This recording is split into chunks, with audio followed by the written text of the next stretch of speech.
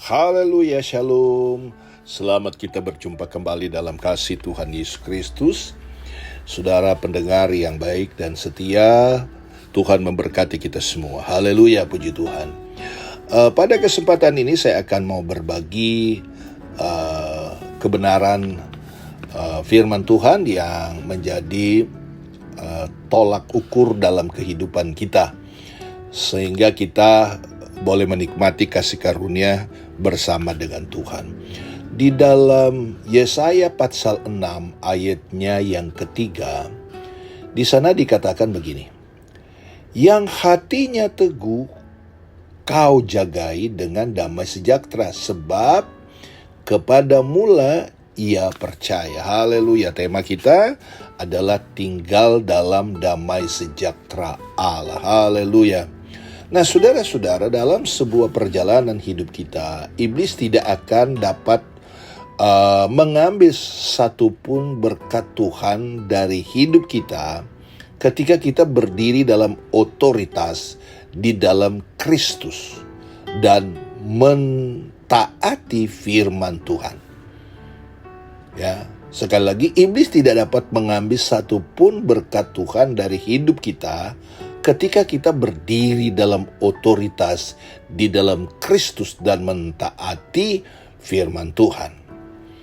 Saudara-saudara dalam kasih Tuhan, iblis hanya dapat mencuri damai sejahtera kita ketika kita secara fasib mengizinkan serangannya, atau ketika kita tidak melakukan apa-apa, ya, tidak melakukan apa perintah Tuhan, ya, kita melawan apa kata firman Tuhan dalam firman-Nya di tengah badai kehidupan kita. Jadi saudara-saudara, ketika kita tidak melakukan apa-apa perintah Tuhan dalam firman-Nya, ketika kita diperhadapkan dengan badai kehidupan kita, ketika kita dihadapkan pada situasi sulit, firman Tuhan mengatakan kita harus tetap percaya kepada Tuhan, ya, supaya kita tetap ada dalam damai-Nya. Firman Tuhan berkata, ya, yang hatinya teguh kau jagai. Perhatikan itu. Yang hatinya teguh kau jagai dengan damai sejahtera, sebab kepada mula ia percaya. Hati yang teguh, hati yang punya prinsip, hati yang tidak tergoyahkan.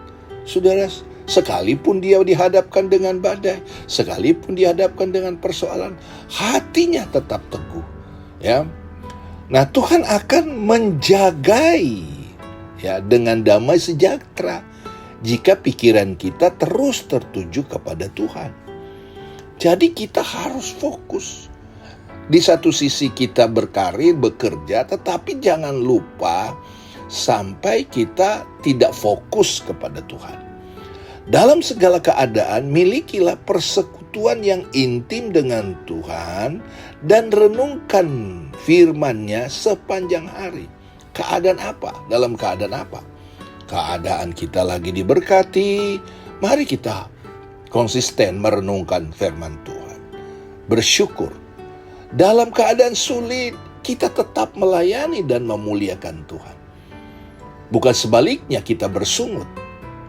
Ya, kita bersungut, saudara-saudara. Tetapi kembali lagi, saudara, supaya kita ketika kita tiba-tiba dihadapkan dengan situasi yang sulit, kita bisa merespon situasi tersebut dengan damai, ya, dan tidak kebingungan atau panik. Kenapa kita tidak panik, tidak bingung merespon sesuatu situasi yang sulit? Karena kita punya damai sejahtera yang selalu, ya, punya damai sejahtera dari Allah yang selalu menjagai hati kita, memelihara kita, sehingga kita tidak panik. Ya, saudara-saudara. Nah, ada cara-cara yang membantu kita untuk tetap ada dalam damai sejahtera. Tak peduli apa yang kita hadapi dalam hidup. Ya, contohnya, kita harus memperbaharui pikiran kita seperti dinyatakan di dalam Roma pasal 12 ayat yang kedua. Janganlah kamu menjadi serupa, ya. Janganlah kamu, saudara-saudara, ayat ini berkata, menjadi serupa dengan dunia ini, tetapi berubahlah oleh pembaharuan budimu. Nah, kita juga harus belajar dari sikap Kristus dalam menghadapi segala sesuatu. Hendaklah kamu dalam hidupmu bersama menaruh pikiran dan perasaan yang terdapat juga di dalam Kristus Yesus. Rasul Paulus katakan kepada jemaat Tuhan di Filipi, dia berkata, saudara, untuk kita mengatasi situasi yang kadangkala mempengaruhi hidup kita, tapi mari saudara-saudara, ya, ayat ini berkata kita juga harus belajar dari sikap Kristus. Dia berkata, Paulus berkata apa? Hendaklah kamu dalam hidupmu bersama apa? Menaruh pikiran dan perasaan. Jadi perasaan Yesus dan pikiran Yesus transfer dalam hidup kita. Ada dalam hidup kita. Ini yang mengakibatkan kita sekalipun kesulitan, kita dalam damai sejahtera. Terkontrol, bicara kita terkontrol, respon kita terkontrol. Ya. Tidak salahkan si ini, tidak salahkan si ini, tetapi justru kita ambil maknanya bahwa kita harus lebih mendekatkan diri kepada Tuhan. Sehingga damai sejahtera itu limpah. Ya, sangat penting untuk mengendalikan pikiran kita.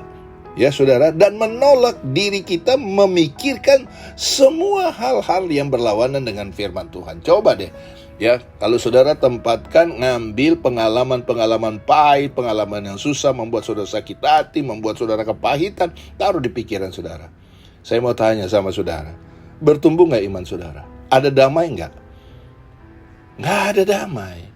Justru saudara makin marah. Justru saudara makin benci. Ya, makin benci. Ya, melayan, tapi roh kebencian itu ada. Ya, saudara-saudara, kelihatan aktif, tetapi roh kepahitan itu ada. Kenapa? Karena hal-hal yang saya katakan selalu di mimbar, ya, sampah itu kita tempatkan dalam pikiran. Itu sebabnya Paulus berkata, hendaklah kamu dalam hidupmu, hidup kita, menaruh pikiran dan perasaan yang terdapat di dalam Yesus Kristus. Nah, kita harus menyerahkan semua kegelisahan kita kepada Tuhan, karena Dia akan melepaskan kita. Haleluya. Ya, Tuhan Yesus yang telah berkata di dalam Matius pasal 11 ayatnya yang ke-28 sampai 30, marilah kepadaku semua yang letih, lesu dan berbeban berat, aku akan memberi apa? Kelepasan kepadamu. Percayalah bahwa Tuhan kasih kelepasan kita. Nggak ada dendam, nggak ada rasa sakit hati. Ya, serahkan. Datang kepada Tuhan. Engkau punya beban, aku berikan kelegaan. Selama dalam hidup kita tahan, kita tempatkan hal-hal yang buruk dalam hidup kita, cara berpikir negatif. Saudara-saudara, dalam kasih Tuhan kita tidak ada kelegaan. Nggak ada. Yang ada, saudara-saudara, persungutan. Ya, berakibat dalam kesehatan. Itu sebabnya ayat ini berkata, pikulah kuk yang kupasang dan belajarlah kepadaku. Jadi kita selalu berorientasi kepada pribadi Yesus. Belajar kepada Yesus. Karena aku lemah lembut dan rendah hati. Ya, saudara-saudara dalam kasih Tuhan, kita tidak akan bisa lemah lembut. Kalau toh kita bisa lemah lembut, dipaksa kita bisa bikin-bikin, kita bisa mukanya ya bisa kelihatan, mulut perkataan kita bisa atur, tapi hati kita. Itu sebabnya belajar kepada Tuhan, sehingga lemah lembut yang kita tampilkan betul-betul, dan kerendahan hati yang kita tampilkan adalah betul-betul sumbernya dari Tuhan. Dan itu yang melegakan jiwa kita. Ya, merendah, ya, rendah hati, dan jiwamu akan mendapat apa? Ketenangan. Ayat ini berkata, Siapa tidak perlu tenang? Semua orang perlu tenang. Sebab kuk yang kupasang itu enak dan bebanku pun ringan. Haleluya. Jadi saudara-saudara, melibatkan Tuhan ya dalam hidup kita, Tuhan akan menjagai sehingga kita ada di dalam damai sejahtera. Belajarlah kepada Tuhan lewat firman Allah. Aplikasikan itu, jangan hanya tahu tetapi menikmati. Ya, damai sejahtera Tuhan adalah sempurna dan langsung seumur hidup kita, melewati segala situasi dan kondisi. Itu sebabnya saudara-saudara dalam kasih Tuhan, mari saya percaya sebagai anak-anak Tuhan selalu mengandalkan Tuhan dan tinggal di dalam damai sejahtera dari Allah. Maka ada ketenangan, ada kelegaan. Nama Tuhan dipermuliakan. Tuhan Yesus memberkati kita semua. Amin.